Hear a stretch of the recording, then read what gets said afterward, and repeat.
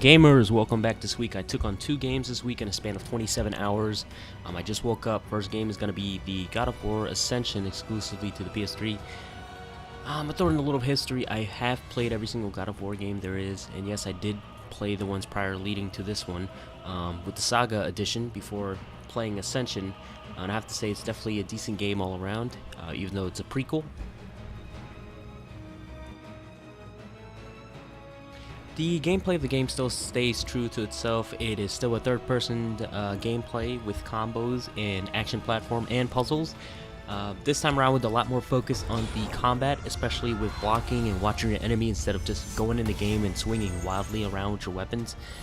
You need to disarm your enemies sometime. You can't grab all your enemies, so definitely you have to put some skill into this play. I've noticed this right off the start, running into the game, raging like a maniac while spamming the square button, and that quickly followed with disaster. Kratos' main weapon this time, however, is also still the Blaze of Chaos, since it's a prequel, with different elements with the weapon from the 4 gods, Poseidon, Zeus, Ares, and Hades, which gives the game a bit of variety since you can't actually use the other weapons since you haven't really, taken them from anyone.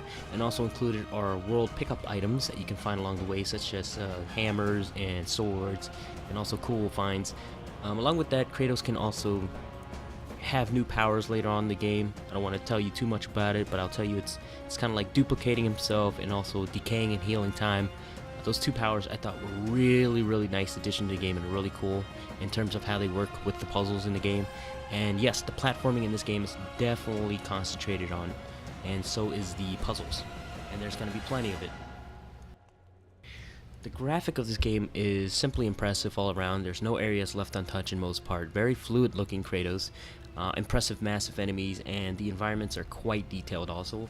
Nothing of course beats killing your enemies in a gruesome way than doing it in the God of War game.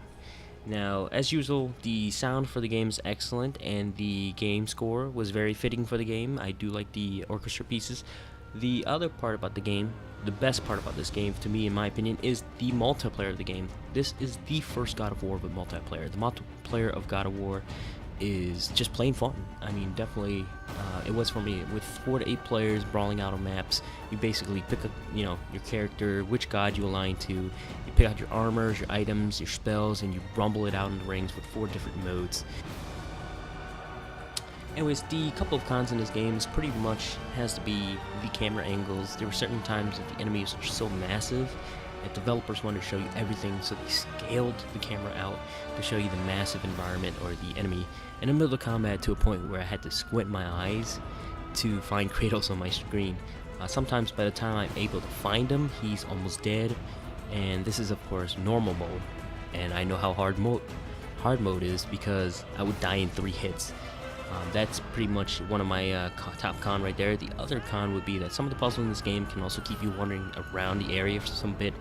You kind of have to really think on the puzzles, look around to do them. The hint is there, but it's not really well put out towards the player, so you kind of have to wander a bit on the puzzles to understand what you're doing. The other thing is that there's a lot of platforming and timed swings in this game. Most of the time you'll die if you miss the green glint, and if you die from jumping, I mean, there's a lot of that where you're jumping, you miss the jump, if you miss the green glint, you'll pretty much die, and it can happen like instantly, so that's another con to the game. And finally, the last con to this game is a personal one, so you might agree with this, you might not, some of you guys will see this, is that I didn't feel the same vibe as any of the other God of War. Of course, when it's a prequel, you have to expect that huge gap, but I think that's what did it for me, so it left it the whole time when I was playing the game. But I did notice they did the best they can to make it as great as they can. I hope some of you guys do enjoy this game, whether you bought it or saw me streaming it. And like I said before, thank you for watching, gamers. I hope you guys enjoy your purchase of God of War Ascension if you do pick it up or watch it. And if you like my videos, please subscribe and tell your friends, or hit me up with questions on my stream. That's where I spend most of my time gaming and streaming. Have a nice day and game on.